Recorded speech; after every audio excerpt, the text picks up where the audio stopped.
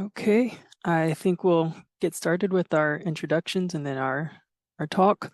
So I'll start by just thanking everybody for joining for our workshop titled today, Creating Better PowerPoints, brought by the CDC EAEA. My name is Andrew Rainey. I'm co-chair of the Professional Development Committee for CDC EAEA. At CDC, I'm a microbiologist with National Wastewater Surveillance. And today's workshop is the second of a 3-session workshop series brought by Betik from the Emory Center for Digital Scholarship. Dr. Betik is a digital publication specialist with an academic background in English with interest in digital pedagogy, publishing, and web design. Our last session, Dr. Betik introduced us to Canva, a powerful and free presentation illustration interface. And this week, she's going to give us some tips on how to make our PowerPoint slides more engaging, digestible, and usable for our audience. Also, please mark your calendars for Tuesday, March 26th for noon, which will be our last seminar in our series titled Interactive Zoom Strategies. And we will also provide a link for that session in the Zoom chat today. As a reminder, today's workshop is going to be recorded and shared afterwards with everybody that registered. And for those of you attending today who are Emory alum but not yet engaged with CDC EAEA, please reach out to myself or Michelle James, and we will get back to you on how you can sign up to the EAEA listserv and become more engaged in the future. So thank you again for all attending, and I'm going to now pass it over to Dr. Betik so she can give us her wonderful talk today. Thank you, Andrew. I am going to go ahead and share screen. I think Andrew did a great job introducing me, so I don't know if there's anything else I need to add in, except for that I do work with the Emory Center for Digital Scholarship. We're located within the library. We basically help people mount public-facing or private-facing web publications, videos, audio, podcasts, truly anything. If you have a question about any of that, we can meet in a different capacity and talk about that. Very happy to have consultations about that. But today we're talking about creating better PowerPoints. And I think this is something, if you're in academia or in, sort of more scientific or knowledge-based backgrounds, I think sometimes when you watch presentations at a conference or even just sort of internal training presentations or dissemination of information, I think everyone can learn how to better their PowerPoints. I wouldn't say I am the pinnacle. There is always something to be learned and always something to be changed. But hopefully this will give you a sort of starting point to think about your PowerPoints and think about how you might be able to implement some of these tips and tricks outside of this presentation. So I will share my email again on later slide at the end so that if you have questions, you can always contact me, but this will be recorded. And I apologize in advance if you can hear my cat. He is very vocal and loves when there are friends on the screen. So if you see him, hear him, he just wants to learn how to make his PowerPoints better. So first, I want to start us off by asking you to drop your answer in the chat of where do you fall on a scale of 1 to 10 of making effective PowerPoints. And when I say effective, I want you to consider, are your PowerPoints and presentations engaging? Do they ask for audience participation or input? Are they well-paced? Do you feel like you spend the appropriate amount of time on the appropriate subjects? Do you think they're well-designed? Do you think they're aesthetically pleasing or help your audience digest information? Are they focused around a learning objective or a main goal that you want folks to get out of it? And is your PowerPoint structured typically so that there is time and space for audience interaction? So just go ahead and considering all of those factors, just sort of loosely assign yourself on a scale of 1 to 10 where you think you fall. If you want to just privately message it to me because you don't want to like out yourself as being, a genius at PowerPoint, that's totally fine. But I'm seeing some answers rolling in the chat. I'm seeing a 5, 7s, 8s, 6. Yeah, I feel like we're all sort of mid-range, right? Like 6 to 8.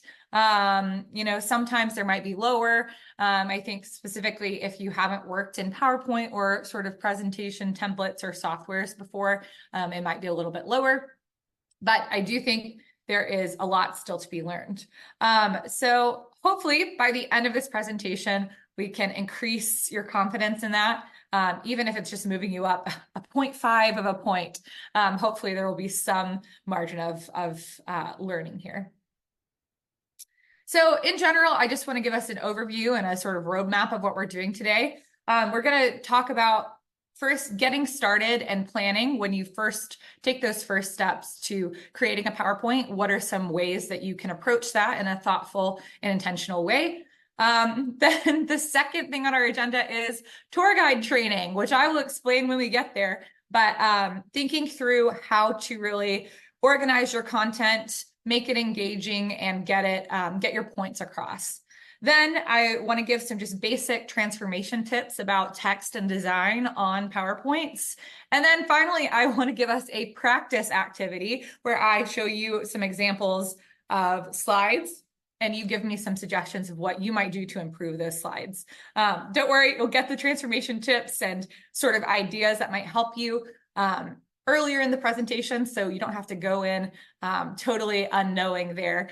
And then, of course, we'll leave some time for question and answer, or if we want to talk about anything else that we didn't spend too much time on, but you would like to further discuss. So in general, I come from an education background. I think quite a few of you might have taught, or I mean, all of us have been taught in some ways, and usually lessons are centered around learning objectives. So when you're getting started with creating a PowerPoint or what is essentially a lesson, right?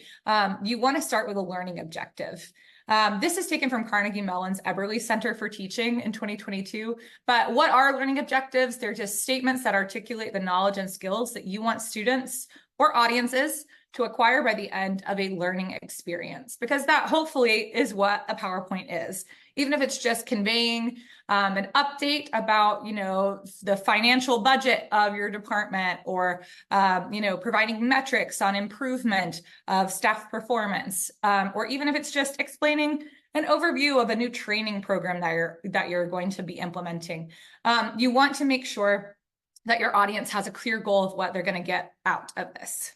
So I will show you my learning objective, but first, before I show you that, I want to show you a formula that I like to use for formulating lessons when I teach, but also PowerPoints or presentations when I have to give them. So always start with a time frame. So usually by the end of this workshop, by the end of this seminar, by the end of this presentation, by the end of this workshop series, right? It might not just be a one-off thing. You can use a learning objective that stretches across more than one just presentation. Audience will be able to, then an action, and then a product or a content area of what you want them to walk away with. So for instance, for this presentation, my learning objective was by the end of this presentation, the audience will be able to implement tips and tricks for structuring and designing effective PowerPoints, right? So what I wanted you to do is action, implement, and then the product or the content, something I wanted you to be able to walk away with, was tips and tricks for structuring and designing effective PowerPoints. Starting with your main idea like this and starting with this learning objective allows you to sort of what we call in education backwards design, start from your end result and then structure the steps you need to get there, which can often, I think, help organize PowerPoints in a more intentional and effective way. So why learning objectives? Just to, you know, give you a little more context. It helps both you and your audience. This is very true. This is probably not the most recent study, but it is seen as a seminal study in thinking about learning objectives and outcomes in education. It helps both you as the presenter to have your own organization, know what's coming up in your slides, and not sort of just, you know, throw a bunch of stuff on a slideshow and not have any sort of framework. But it helps you to organize your thoughts, and it helps you to frame what the key points you want your audience to walk away with is. For your audience, it's very helpful, and I hope that you feel helped in this capacity.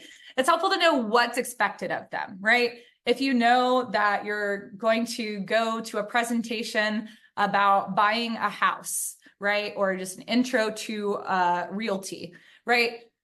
If you have an objective that says that you are going to have a basic introduction to vocabulary of the realty scene, right? Or of buying a house, things to know when you're buying a house. Knowing that you are expected not to be able to just outright go and sell a house at the end of the presentation will help you to temper your expectations and also be able to more intentionally listen and engage in the presentation. It also assists you in transfer and metacognition. So think about, am I learning what's intended? Have I looked for that sort of nugget of information that they're intending me to get? Right? If you walk out of here without any tips and tricks, then you're going to be like, wait, that wasn't what she said was going to happen. That was not an aligned PowerPoint, right? So it'll be able to help you transfer it to your day-to-day as well as give you cues of what to listen for and pay attention to. So when we're getting started planning, I always start with an outline. A lot of people like to start with a PowerPoint. I think that is not as effective because essentially what you're doing is you are writing an argument, right? You are crafting a rhetorical argument with a certain situation. You have to know what your audience is, and you have to sort of write it out and plan it before you start popping things on a PowerPoint. It can help you to be able to literally just use like a document outline with the Roman numerals or just make bullet point lists so that you can know, where, if you have a topic like giving PowerPoints, right? Having subheadings like this can help you then say, well, what do I need to do? What do I need to explain here in getting started? And make some subheadings and then add notes so that you're not just sort of going at it in one big chunk and getting overwhelmed with the design part. I always recommend getting that content, that text and ideation onto a page first before you even start moving things along on a PowerPoint or a Canva template. So when you start with an outline, here's some key questions I want you to consider. What is your learning objective, right? Start with that formula. Say, what do I want people to get out of this? How long do I have? This is very crucial. We've all been in PowerPoints that have run over way too long or have not allowed for Q&A or have run way too short, right? Because they didn't prepare. And so you don't ever want to be that person. You want to make sure that you're using your space effectively. And so to do that, I recommend accounting for, just sort of taking a temperature check of when you log into a meeting or when you log into a presentation, how long does your department typically take to log in? How long does it typically take to do intros or wrap up? How long do you want to give for question and answer? Accounting for all of that usually takes off quite a bit of your presentation time. So then you need to make sure that your learning objective fits what you're doing, right? If I said by the end of this 20-minute presentation, you're going to be able to buy a house, you should be pretty skeptical of what I'm going to tell you, right? So making sure that your content, if it's just introducing basic vocabulary of buying a house, that might fit in 20 minutes. That's way more manageable as from a content scope. So again, planning out on paper and knowing what your time limit is very, very crucial to having a successful PowerPoint. Think about what material you need to incorporate. Sometimes we have reports that we need to report findings on. So are there data tables? Are there charts? Are there percentages? Are there certain photos from the field that we want to incorporate? Are there videos or interviews that we've taken? Are there links we want to show? Or if we're training someone in how to use a software, do we have a screen recording or a screen cap? Right? Think about what those materials are because that will be crucial in sort of puzzling out, okay, this definitely has to make it into the presentation. So I need to make sure that my learning objective aligns with the materials I have to use and also aligns with the amount of time that I have. So knowing what is like negotiable and non-negotiable and including in your presentation or what you can point people to and say, here's just an overview of some basics, but you can review the rest of the report. That is very helpful to be able to sort of prioritize and structure around. And then as we talked about with backwards design, starting with your learning objective, ask yourself, how do I get to my learning objective, right? If my learning objective is for you to be able to design a better PowerPoint, create a better PowerPoint presentation, then I need to tell you, certain steps to get there, right? I need you to consider the organization. I need you to consider your presentation of the information. I need you to consider the text, the design, and how you're communicating it visually. But so those all become 3-4 steps that I need to incorporate instead of just a large overarching goal, which can be kind of overwhelming. Splitting it up into these smaller scaffolding steps will make things easier for you to, one, be able to communicate your information, and two, for your audience to be able to follow along.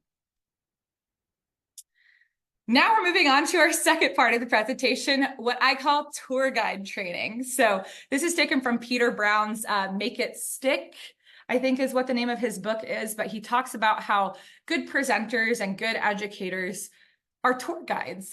And I know that's kind of a weird analogy. It was a weird analogy when I first heard it, but then I thought about it. I was like, yeah, we are tour guides. If you are giving a presentation, you have to think about when you go to a museum, or if you go on a hike, or if you go to a historical site, right? Pompeii, or the Louvre, or if you go on safari, right? You want to be able to not just be thrown in and expected to, learn all these things at once, but you need to be a good steward of your audience and tour guide them through the information that you've got, show them where you can stop at certain spots, give them the information they need to sort of anchor themselves in the moment from a starting point so that they don't get lost or overwhelmed, right?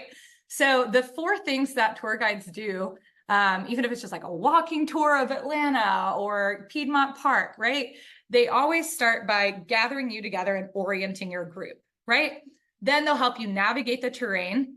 They'll help you set the pace for the group. You're responsible for that. And you're also there to help them make memories, facilitate, positive takeaways, and engage with what they're learning. So we're going to walk through all 4 of these really quickly, but yeah, just put your tour guide caps on. I know it's a little hokey, but I think it's really helpful for also thinking about the sort of tour guide energy that tour guides bring to a presentation, right? Tour guides, if they're really monotone and they don't care about what they're presenting, then you as the audience member will not care about what they're presenting, right? Think about how they engage their audiences. And we'll walk through these 4 specifics. So first is orienting your group. Give them a background knowledge or set the scene for the importance, right?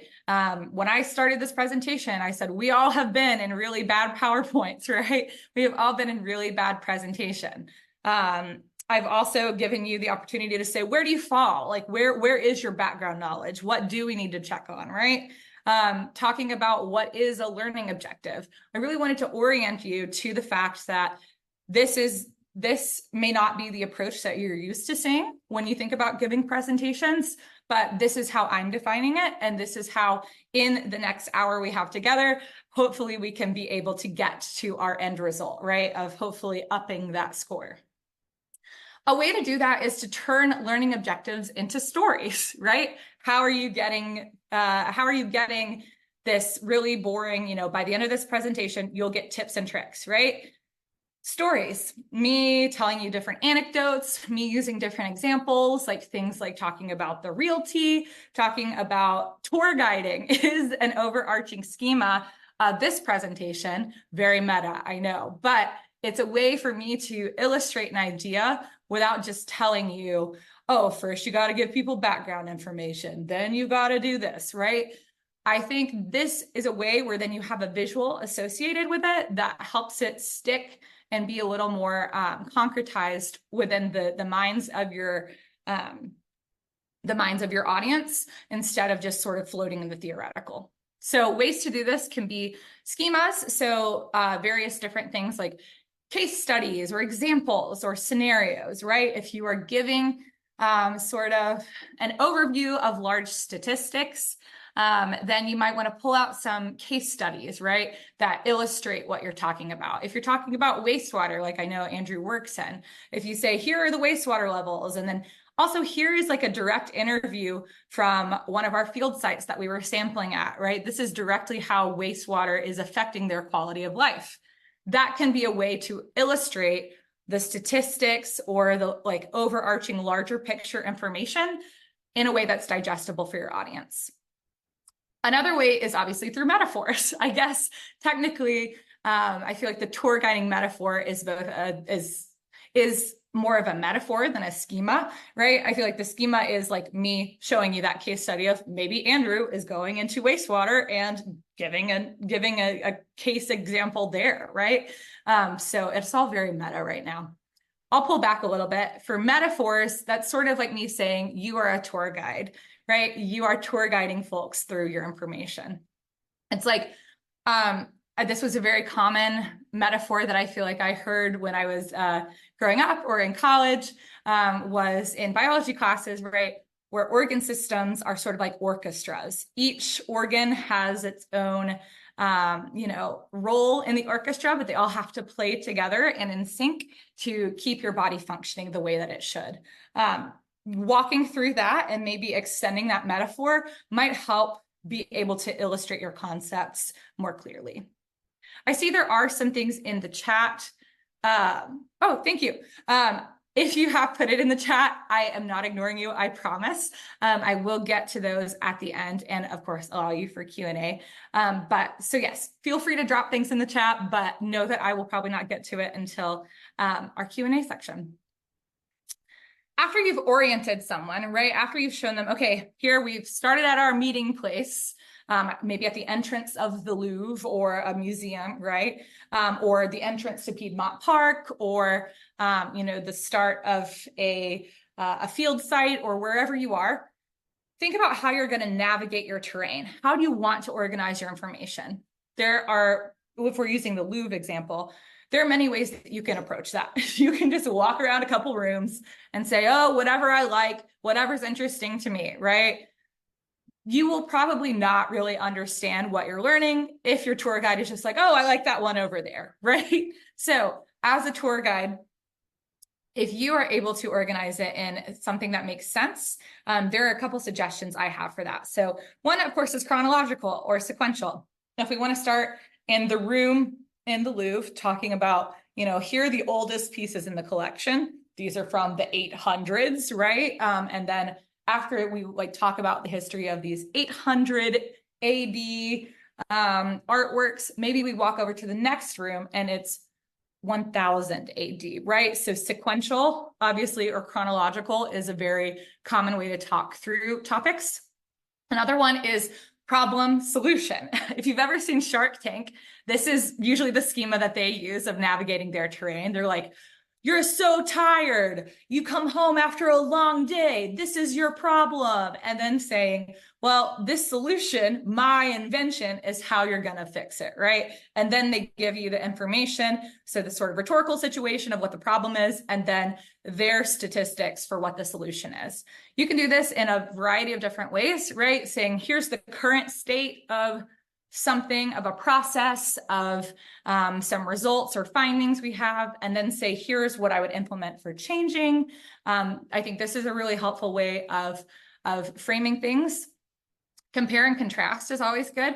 So saying like, okay, this is what the Louvre looked like in 1850, and here's what the Louvre looks like today. I think that's a helpful way of being able to navigate terrain as well. Problem, cause, solution. I think it's just the same as problem, solution, but sort of sandwiching in the middle if there's a larger outlying social or socio-political or geographical context that needs to be introduced, sandwiching that in the middle. Say, here's the problem, here's a little more background, and then here's what I propose doing. Cause and effect. It's similar to problem solution of saying, but you sort of start with the cause, right? This is what people are doing. And then, here's the effect it's had. It usually will, I don't know if usually, this has a tendency to sort of end on a bummer note, whereas problem solution has a more uplifting sort of tone to it. So I think that is always maybe a more rhetorically effective if you're trying to persuade people to get on your side. I think cause effect can be useful, but I would probably usually advocate for problem solution. Topical, so say, hey, we are going to talk about, we're going to go to the Louvre and we're only going to look at depictions of Jesus's crucifixion, right? They're going to be from all over. They're going to be from painters from all over the world. Some of them aren't even going to be painters. They're going to be sculptures, or they're going to be tapestries, right? So it doesn't have to be this sort of, it has to all be from one time period, but instead it's topical and allows you to sort of see everything in that topic. Alternatively, you could say, we're just going to look at this room that's just all sculptures, right? That's another way of grouping by topic. Spatial, another sort of way to talk about it is, basing it off of if there's a certain geography that you want to talk about. If you want to give the overview of the state of wastewater in the United States, and then maybe break it down by, here's how it is in the Southeast, here's how it is in the Northeast, here's how it is in the upper Midwest, here's how it is in the Southwest, right? That might be a way of conveying information that helps your viewers be able, or your presentation audience, excuse me, be able to sort of compartmentalize and be able to envision that in a spatial way. So after we talk about navigating the terrain, I want to take a little break real quick and ask you guys to join on in. I'm going to enable the annotate feature on Zoom. I want you to think about interaction, right? Whenever you've seen a presentation that has bored you to tears, we don't want to think about that. I want you to think about a really good presentation and think about what have they done that sort of helps you engage, right? Or a good tour guide, or a good, presenter. What are some things that they do?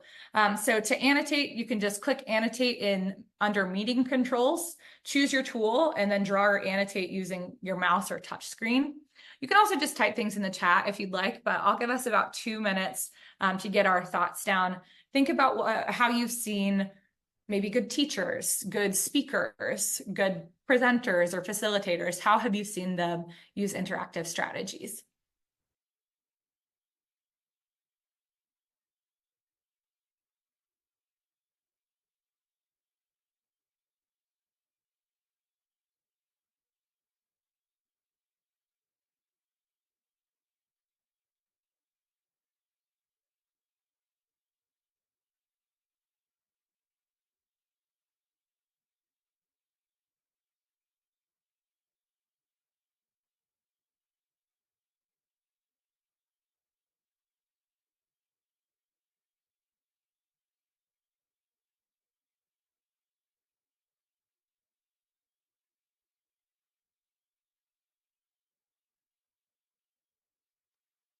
I'm seeing some good answers. I'm seeing polls is very popular, discussion groups or temporary chat rooms, like breakout rooms on Zoom.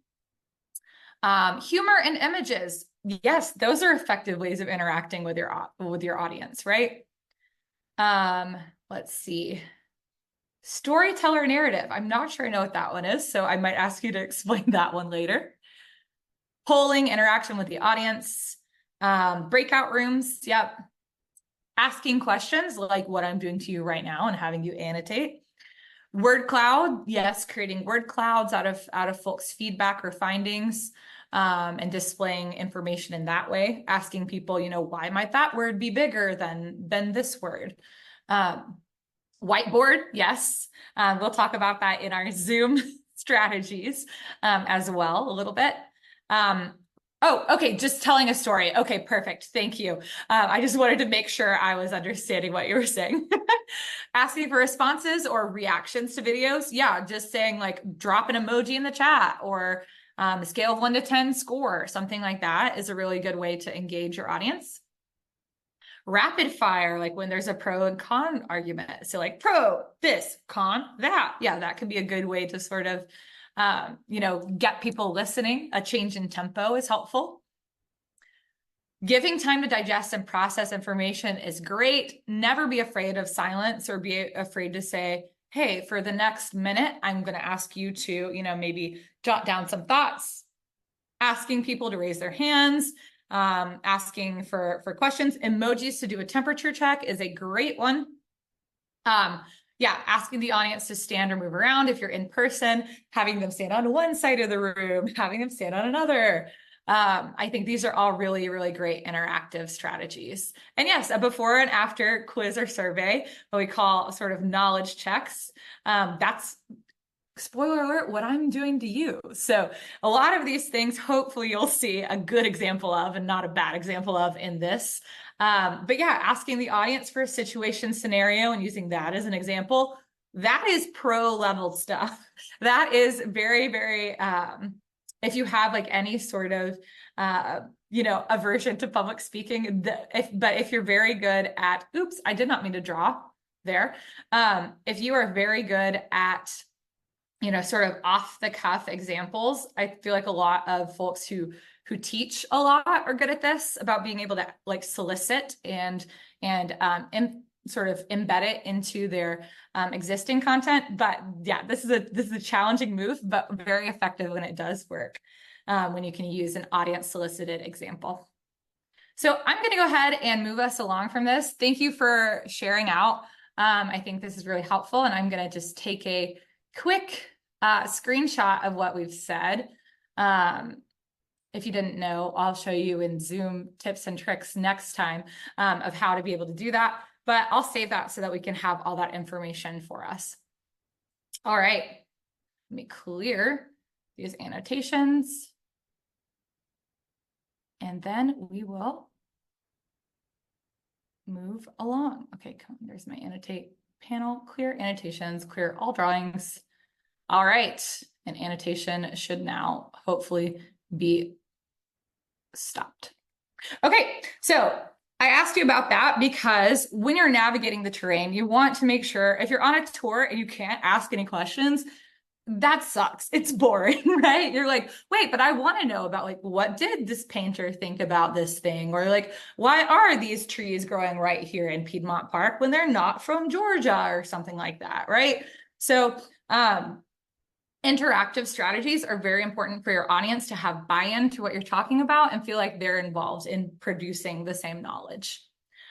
So when you're setting the pace as the tour guide, that's your third thing. You've oriented everyone, you're navigating through the terrain, but you also need to do it at a pace that fits your time constraints, right? If you sign up for a 1 hour tour and it ends up going 6 hours, you're not going to be happy about it and you're going to be very tired.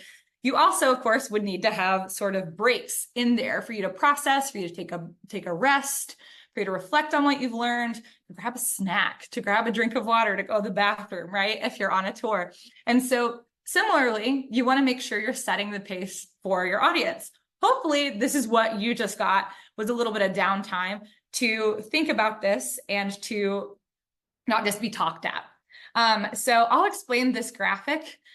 This is from the Harvard Derek Box Center. So they think a lot about innovative ways to approach pedagogy, a lot of ways to promote active learning. This is taken from, it's a sort of visualization of their findings in one of their papers called Thinking Together, Collaborative Learning in the Sciences. And so this sort of shows you what the pace of a lesson might be like. Again, this, you may need to tweak it for depending on your audience, but advanced organizing, that's very important. That's what I did before this presentation. A 10 to 12 minute lecture, and then after about 10 to 12 minutes, being able to give a brief activity. This sort of staggered is very, very different than what we typically see. If someone has an hour presentation, they just talk through the whole hour, right? We want to make sure there are, oh, I did not turn off annotation, but I'm loving the drawings. So go ahead. But yeah, so you want to make sure you're breaking things up, right? If you just say we're going on a tour and we just speed walk through the Louvre, don't stop to look at anything, then it's not going to be a very helpful tour. You're not going to remember what you saw, right? So some ways to do that. A lot of them you already said. Polling, live reactions, asking for, an emoji about how you feel, asking a question in the chat, giving a minute for reflection and having folks either just write it down on their piece of paper or writing down questions they might still have. asking for annotation, and of course, moving into breakout rooms, as I think y'all mentioned. So setting the pace just means allowing time for breaks, allowing time for interactivity, and then, yeah, it helps you as well, right? When I gave you 2 minutes to give me some examples, I was able to refill my water, right? So it's really helpful for you as a presenter, but also to give a little bit of break to your audience. Finally, you want to make sure that as you're a good tour guide of your information, you're helping folks make memories. And there are ways that you can do this. I've sort of divvied them up into audience driven or presenter provided. I just sort of made that up. That's not like a made to stick sort of schema. I'm just thinking about there are kind of 2 different ways you can help make memories, right? So you can have your audience take notes along with you while you're doing your presentation, right? Hopefully y'all are taking notes, but also you don't have to because you're going to get this recording. That's something that is presenter provided, right? Getting a recording, getting printouts, getting a list of additional resources or slides, having a feedback form where you can give more back and think about what did I learn? What would I have liked better about this, right?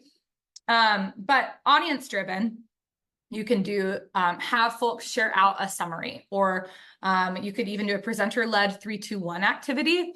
This I think is maybe better for in-person, or if it's more of sort of like a lesson or class that you're teaching, but having them list out 3 main points that they got from this presentation, 2 questions that they still have or want more specifics on, and then 1 takeaway, right, that they are going to directly transfer to their life after this.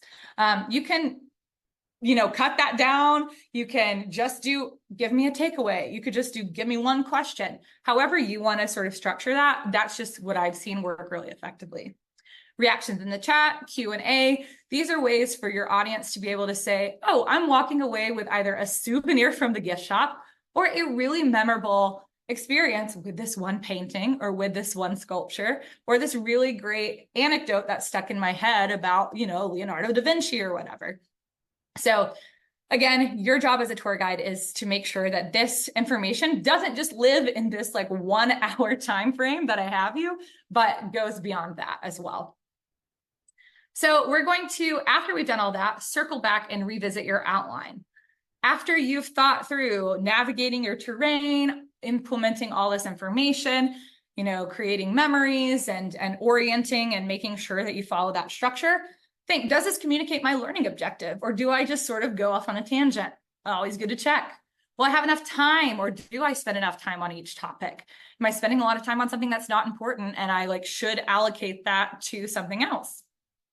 Did I incorporate all the materials I needed to, the non-negotiables? And then did I allow time for interaction and participation with my audience? So after you've looked at this outline, then you can start moving it into a presentation document. All of this so far has been done just on a piece of paper or a Word doc or Google Doc or whatever, just you outlining your ideas and getting them sort of sketched out before you begin to fill in the paints, the colors. So when you go to start a presentation, I want you to think about text and design. So text size, this is for accessibility. For in-person and for virtual presentations. 28-point font is the ideal for a body.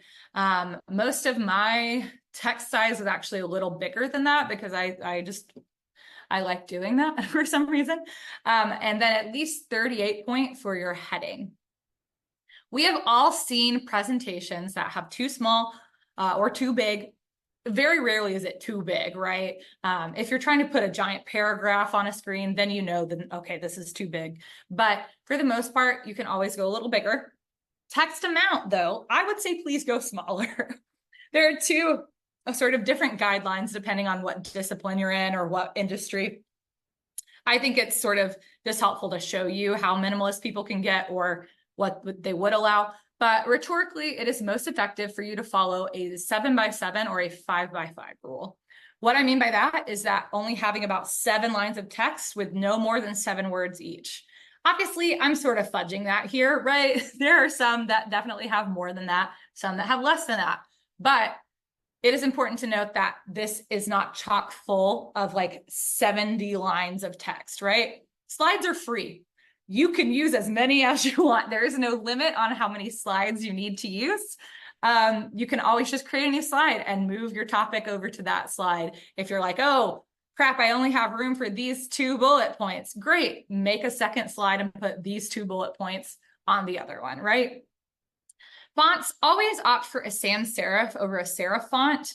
It's just easier for folks when you're seeing it on a screen. Serif is really easy for you to read if you're reading in print, but the way that we sort of process that information, sans serif is generally better when you have it in a presentation. So Arial, Calibri, Futura, Helvetica, Poppins, and Verdana are just a couple that are recommended, and they are very accessible in that if it's embedded online, it translates well for screen readers. Avoid, I know this will get people, avoid all caps, italics, or bolding unless absolutely necessary, right? If you have a bullet point, do you really need to italicize your bullet point? It's already pulled out and emphasized, right? So you don't need to over italicize, over bold, right? All caps is fine and bold is fine for headings or subheadings, sort of like this. But if your entire body text is in all caps, you just kind of feel like somebody's yelling at you and you can't read it as naturally.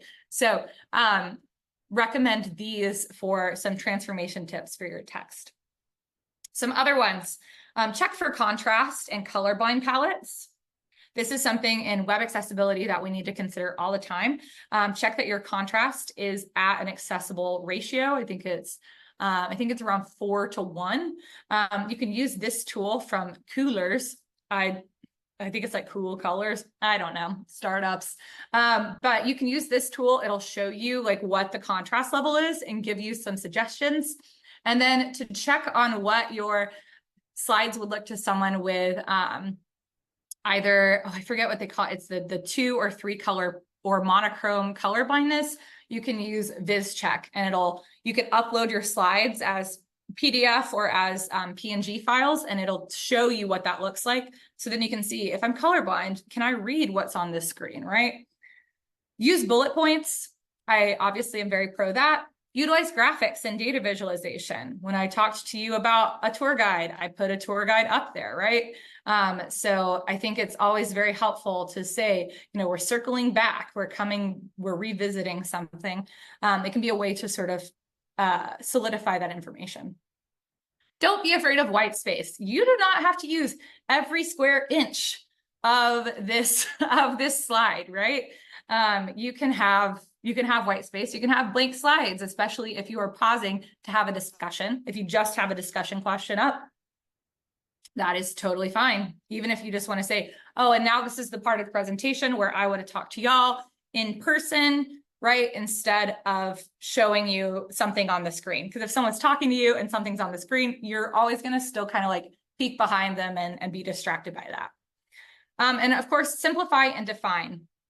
This is not your magnum opus, hopefully, right? You're trying to communicate the general idea of some other work usually. So simplify your vocabulary, simplify your sentences, and define any unfamiliar terms or acronyms that might be showing up. That's always very helpful for your audience. For design, use a template. I made this one in Canva. I just sort of tweaked it out from a basic template. I changed it to my colors. I know that the university communications team is going to be doing a Canva like template set. So watch out for any emails on that. I think it's on the 21st is when they're doing a webinar on that. But Canva, Slide Carnival, Slides Go, and even Microsoft Office AI or Google AI can help you sort of like have suggested layouts. Don't take them with a grain of salt, obviously, but start here so that you don't have to build something from the ground up. Avoid animation and transitions. This is another one that people get heated on. Animations can be very, very distracting, and they can, like, if you're embedding this somewhere or sending it to someone, it doesn't always translate the best in terms of accessibility if you're using a screen reader or an assisted learning device. I would just avoid animation and transitions. Don't be afraid of the amount of slides. I already told you slides are free. Thank goodness. Make your design consistent, your colors, your text, your image styles. If I had, Comic Sans on one slide and then Times New Roman on another, you'd be like, wait, is this a different PowerPoint? Is this a different topic? Like, are we transitioning? Just keep it consistent, because that's the last thing you want to do is have your design distract from your information. It should be enhancing your information. And then, of course, this is also something that I feel like is not talked about often, but avoid stark white or stark black backgrounds. Using off-white or soft grays or neutrals or dark neutrals can be a lot better on reducing eye strain, increasing accessibility of folks who are reading your content, and also just are aesthetically a little less harsh.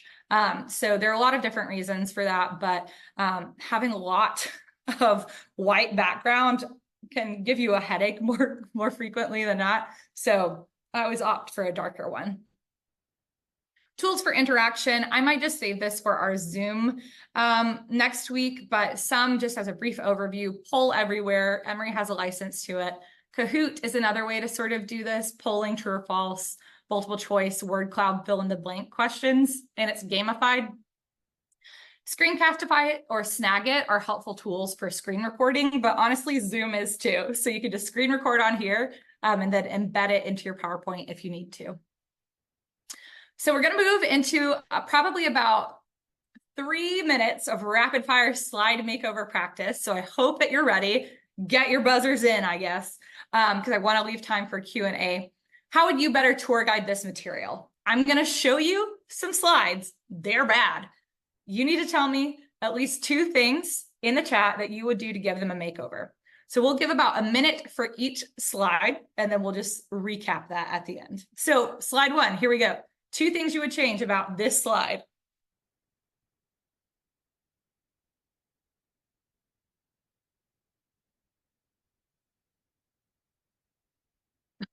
Daniel says, set it on fire. Yes, there are so many different things. 7 by 7 or 5 by 5, too much text. Make sure it's not blurry. Yes, this was a screenshot of some text. Don't do that. That's not helpful for anyone. Yes, break it up. I'm seeing break it up into more slides, change the colors, maybe change the font. Yeah, maybe we would change the steps to be different. It's also like a timeline, right? Sorry, fell asleep looking at this. Y'all are a great audience. Y'all are very fun. Yeah, pull out the most pertinent information. But this is a timeline, right? So you have step-by-step processes. Maybe you take 1 or 2 steps and put them on a slide and have an illustration, right? You don't need to repeat the word step. We already know, right? Pictures would definitely help, especially because you're doing physical things, right? You're saying, dip the screen tray. What? You could definitely find something really cool to illustrate that, right? Okay, next we've got this one. What's wrong with this?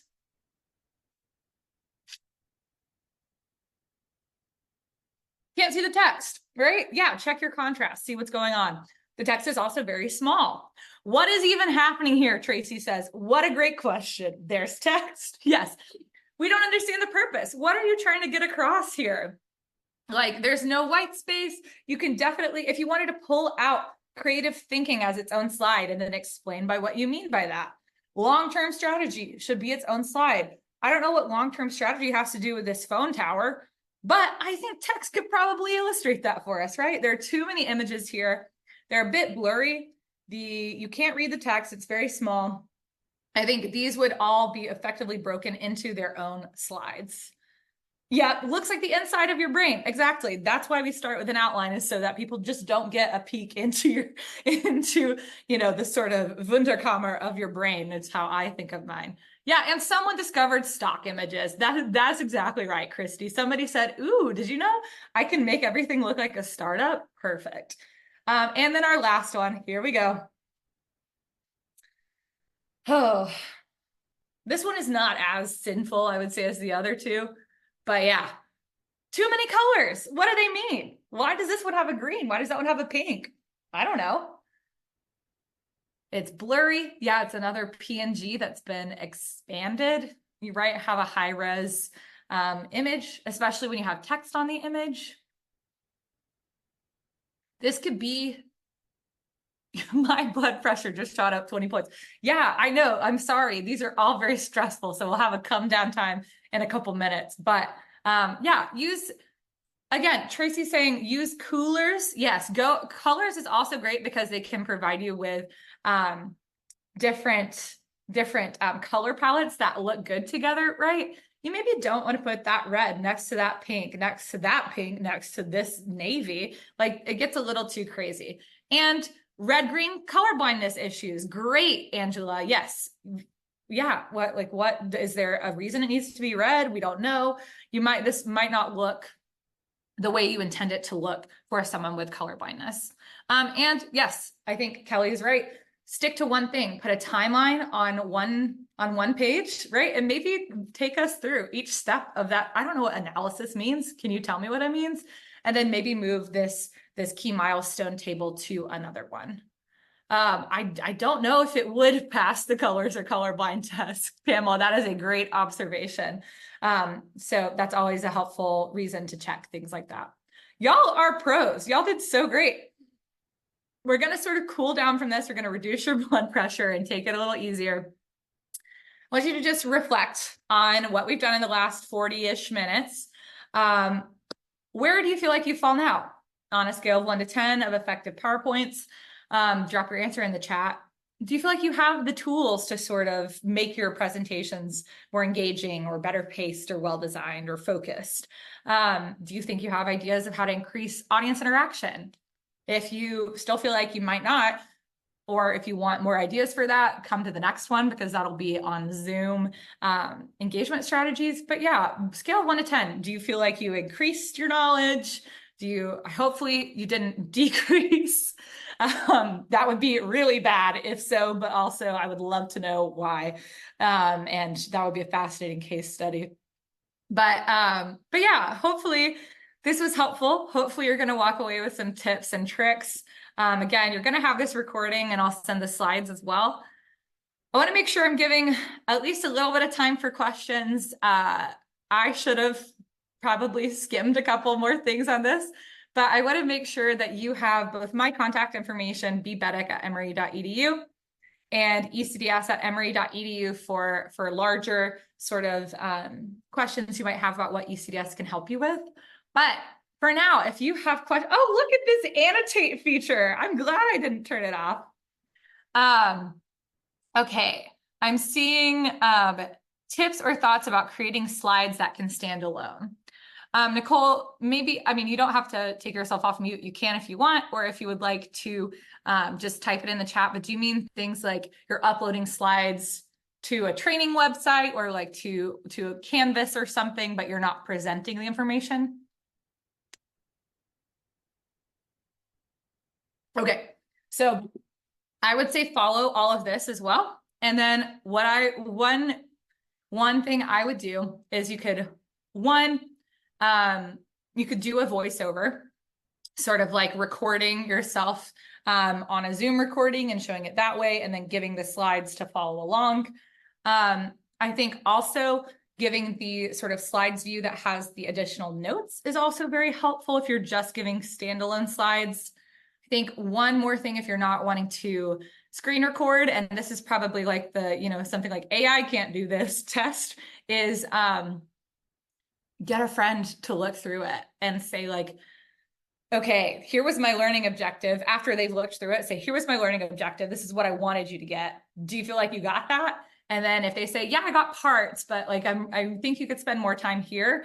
I think that's always very helpful, getting a peer or a coworker who's working on it with you, or someone who honestly is the audience that you would be going for, right? My partner works in venture capital and I don't understand anything about venture capital. So if he has to write something and hands it to me, whose degree is in literature, I will look through it and be like, this is great, but I don't know what this vocab means. I don't know what this concept is. Like, are there ways for you to give resources at the end for folks who might not understand certain things, or ways to, maybe link to something that might help them understand it?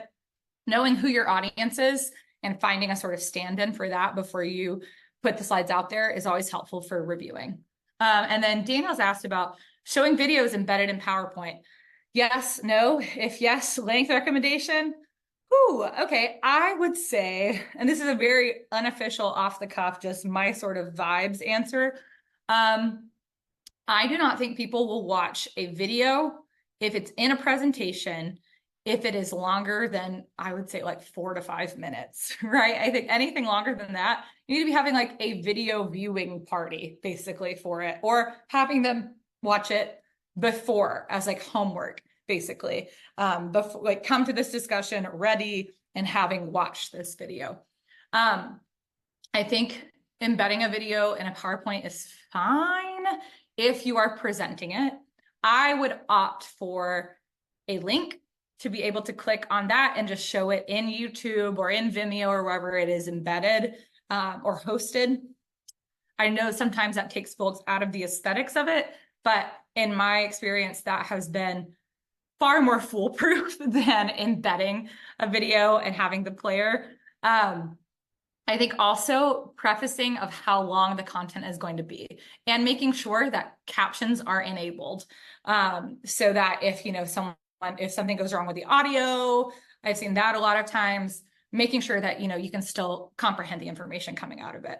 So default with captions, give a sort of warning of saying, this is about a three-minute long video. Like just as a presenter or on the slide, can be helpful, but I would recommend linking out if it doesn't bother you aesthetically that you have to go to YouTube. I think that's just technologically easier for folks and a bit better to navigate. So those are my thoughts. Well, we're right at 1, and I don't want to be that bad tour guide that like doesn't let you break for lunch. So I am going to leave you now, but if you have questions, if you need anything from me, if you want to talk a little further about different things, we can do that. We'll also be, again, back on the 26th talking about Zoom engagement strategies. Come ready to be dumb in that one. Come ready to be stupid, take risks, as Miss Frizzle on the Magic School Bus says, get messy. We are going to do some like dumb sort of breakout room things and worksheets. But your engagement is wonderful. Y'all have been a great audience. So I know y'all will knock that out of the park too. But thank you again. I am going to jet off to my next meeting. But if you have any questions, feel free, shoot me an email, shoot Michelle, Andrew, or Daniel an email. And then, yeah, hope you have a great rest of your sunny Atlanta day. Bye. Thank you, Bailey.